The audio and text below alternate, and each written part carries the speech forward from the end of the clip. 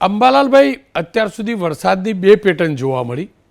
દક્ષિણ ગુજરાતમાં ધોધમાર, તો કચ્છ, ઉત્તર ગુજરાત, સૌરાષ્ટ્ર, મધ્ય ગુજરાતના કેટલાક જિલ્લાઓમાં નહિવત વરસાદ, ઘણી અછત. પહેલાં વધુ વરસાદ પડ્યો એની વાત કરી લઈએ. આજે તો સુરતની અંદર એલર્ટ આપવામાં આવ્યું કે રાત્રે 9 વાગ્યા પછી બહાર ન નીકળતા. રાત્રે તમને શું લાગે છે, ક્યાં વરસાદ પડશે દક્ષિણ ગુજરાત અને ગુજરાતભરમાં? હજુ દક્ષિણ ગુજરાતમાં અતિભારે વરસાદની શક્યતા છે, તદ ભાગમાં પૂર આવવાની શક્યતા છે, અને હવાના વલસાડના ભાગોમાં કંઈક ઘોડાપૂર સર્જાઈ શકે. પરંતુ ઉત્તર ગુજરાતના ભાગોના મધ્ય ગુજરાતના ભાગોમાં પણ ભારે વરસાદ થવાની શક્યતા રહે છે.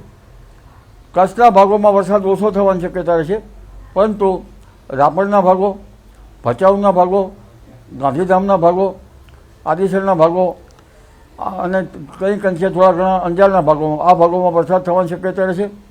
રાપરના ભાગમાં વરસાદ થવાની શક્યતા રહે છે. કેટલાક ભાગમાં ભારે વરસાદ ઝાપટા પડવાની શક્યતા રહે છે. પરંતુ પશ્ચિમ સૌરાષ્ટ્રના ભાગોમાં ચિંતાનો વિષય રહે છે, કારણ કે તદ ભાગમાં લગભગ ઉપલા લેવલે ઈરાન તરફથી ઉપલા લેવલે ભેજ નથી, કારણ કે ઈરાન તરફથી સૂકા પવનો આવી રહ્યા છે. નીચલા લેવલે ભેજ છે. જો ઉપલા લેવલે ભેજ રહે હોત તો તદ ભાગો પણ લગભગ વરસાદ આવી ગયો હોત. આમ છતાં ઝાપટા ત્યાં પડવાની શક્યતા રહે છે. પણ ઉલ્લેખનીય છે કે આગામી 24 કલાકમાં, એટલે કાલ સાંજ સુધીમાં બનાસકાંઠાના ભાગોમાં, થરાદ, ડીસા વગેરે ભાગોમાં ભારેથી અતિ ભારે વરસાદ થવાની શક્યતા રહે છે. પાટણ સમી હારીના ભાગોમાં તો વરસાદ થવાની શક્યતા રહે છે, પણ ઉત્તર ગુજરાતના કેટલાક ભાગોમાં ભારે વરસાદ થવાની શક્યતા રહે છે. સાબરકાંઠાના ભાગો, અરવલ્લીના ભાગોમાં ભારેથી અતિ ભારે વરસાદ થવાની શક્યતા રહે છે. અને લુણાવાડાના ભાગો તેમજ દાહોદના ભાગો, પંચમહાલના ભાગોમાં તો આજથી જ વરસાદ થવાની શક્યતા રહે છે. આજથી જ ભારે વરસાદની ઝાપટા પડી જ રહ્યા છે કદાચ. અને વડોદરાના ભાગોમાં પણ ભારે વરસાદ થવાની શક્યતા રહે છે. મહીસાગરના ભાગોમાં પણ ભારેથી અતિ ભારે વરસાદ થવાની શક્યતા રહે છે. અને ભરૂચના ભાગોમાં પણ કંઈક અંશે ભારે વરસાદ થવાની શક્યતા રહે છે. એટલે જે ઉત્તર ગુજરાતના ભાગોમાં જ્યાં વરસાદ ઓછો હતો તે જ ભાગોમાં ભારે વરસાદ થતાં તળાવમાં પાણી આવવાની શક્યતા રહે છે. લગભગ ઉત્તર ગુજરાતના મુખ્ય ઘણા ભાગોમાં વરસાદ થવાની શક્યતા રહે છે. બનાસકાંઠાના ભાગોમાં જ્યાં વરસાદ ઓછો છે ત્યાં આગામી 24 કલાકમાં 23 તારીખની રાત સુધીમાં ત્યાં પણ વરસાદ આવી પકવાની શક્યતા રહે છે.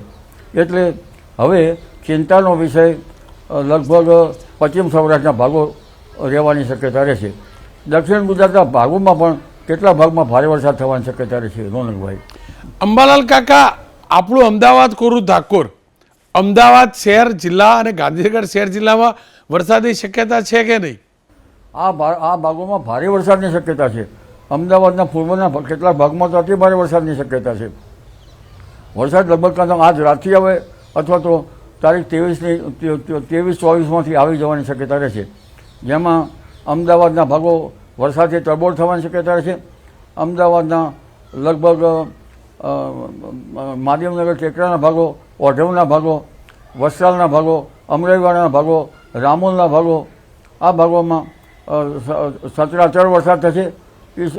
અને ઈસનપુર અને વટવાનાના ભાગોમાં પણ ક્યાંક વરસાદ થવાની શક્યતા રહેશે.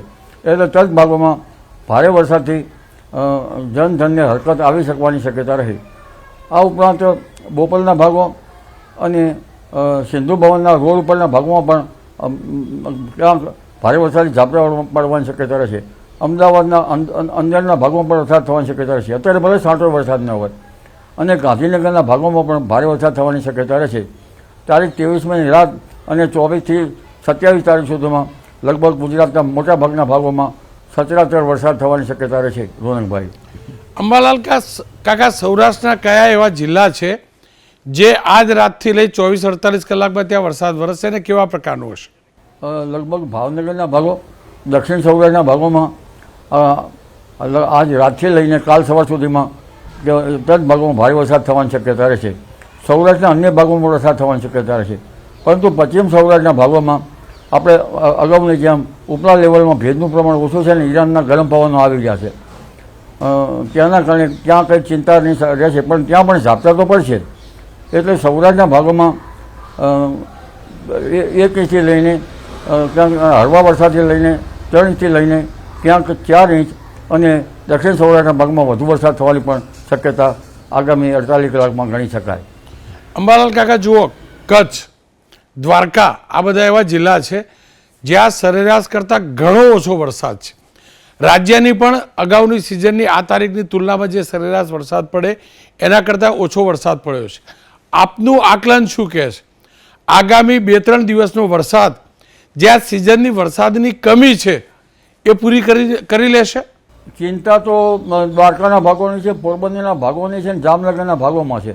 એમાં 1 ઇંચ, 2 ઇંચ કે 3 ઇંચ જેવો કંઈક વરસાદ થઈ શકે, પરંતુ ઉપલા લેવલના જે ઈરાન તરફથી આવતા ગરમ પવનો જે છે તેમાં કંઈક ઓછું થાય ને ઉપલા લેવલનો ભેજ આવે તો જ આ ભાગોમાં વરસાદ આવવાની શક્યતા રહેશે.